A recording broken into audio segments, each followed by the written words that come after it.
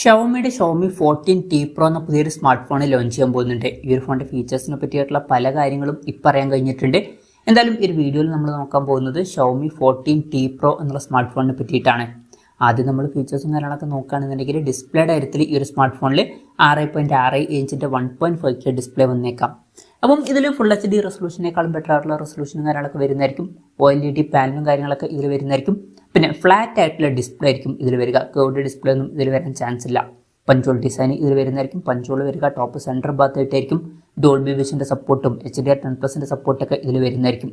പിന്നെ 144 ഹെർട്സിൻ്റെ refresh rate ഈ ഫോണിൽ വന്നേക്കാം.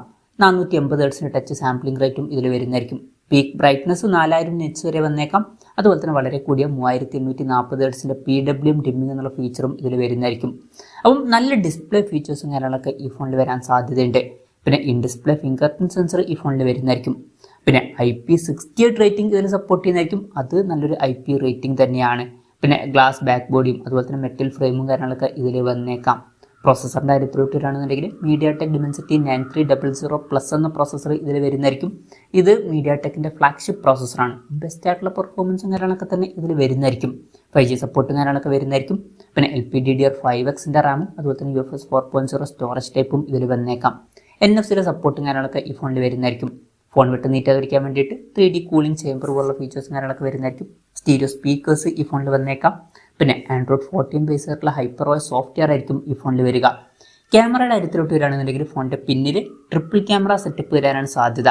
50 മെഗാപിക്സലിൻ്റെ OmniVision OV50Hൻ്റെ മെയിൻ ക്യാമറ സെൻസർ ഇതിൽ വരുന്നതായിരിക്കും. ഇതിൽ OSൻ്റെ സപ്പോർട്ടും കാര്യങ്ങളൊക്കെ വന്നേക്കാം. പിന്നെ 13 മെഗാപിക്സലിൻ്റെ OmniVision OV30Bയുടെ അൾട്രാ വൈഡ് ആംഗിൾ ലെൻസും വരുന്നതായിരിക്കും. ഇത് കൂടാതെ 50 മെഗാപിക്സലിൻ്റെ ഒരു ടെലിഫോട്ടോ ലെൻസും ഇതിൽ വന്നേക്കാം. ഫ്രണ്ടിൽ 20 മെഗാപിക്സൽ സെൽഫി ക്യാമറ വരാനാണ് സാധ്യത. അപ്പം ഓൺ പേപ്പർ നല്ലൊരു ക്യാമറ സ്പെസിഫിക്കേഷനൊക്കെ ഇതിൽ വന്നേക്കാം. ബാറ്ററിയുടെ കാര്യത്തിൽ 5500 mAhന്റെ ബാറ്ററി വരുന്നതായിരിക്കും. അപ്പോൾ നല്ലൊരു ബാറ്ററി കപ്പാസിറ്റി ഇതിൽ വരുന്നതായിരിക്കും. അതുമാത്രമല്ല 120 വാട്ടിൻ്റെ ഫാസ്റ്റ് ചാർജിങ് സപ്പോർട്ടും വന്നേക്കാം. അപ്പം നല്ലൊരു ചാർജിങ് സ്പീഡും ഇതിൽ വരുന്നതായിരിക്കും. പിന്നെ Type-C ചാർജിങ് പോർട്ടുമായിട്ടായിരിക്കും ഈ ഒരു സ്മാർട്ട് ഫോൺ വരിക. അപ്പം നല്ലൊരു ബാറ്ററി സെറ്റപ്പും കാര്യങ്ങളൊക്കെ ഈ ഫോണിൽ വന്നേക്കാം. അപ്പം ഇതൊക്കെയാണ് ഫീച്ചേഴ്സിനെ പറ്റി പറയാനുള്ള കാര്യങ്ങൾ. പിന്നെ പറയാനുള്ള ഒരു കാര്യം എന്താ വെച്ചാൽ ഇപ്പോൾ അടുത്ത് ചൈനീസ് മാർക്കറ്റിൽ Redmi K70 Ultra എന്നുള്ളൊരു സ്മാർട്ട് ഫോൺ ലോഞ്ച് ചെയ്തിട്ടുണ്ടായിരുന്നു. ഈ ഒരു ഫോൺ ആ ഫോണിൻ്റെ ഒരു റീബ്രാൻഡഡ് വെർഷൻ ആയിരിക്കുമെന്നാണ് റിപ്പോർട്ടിൽ പറയുന്നത്.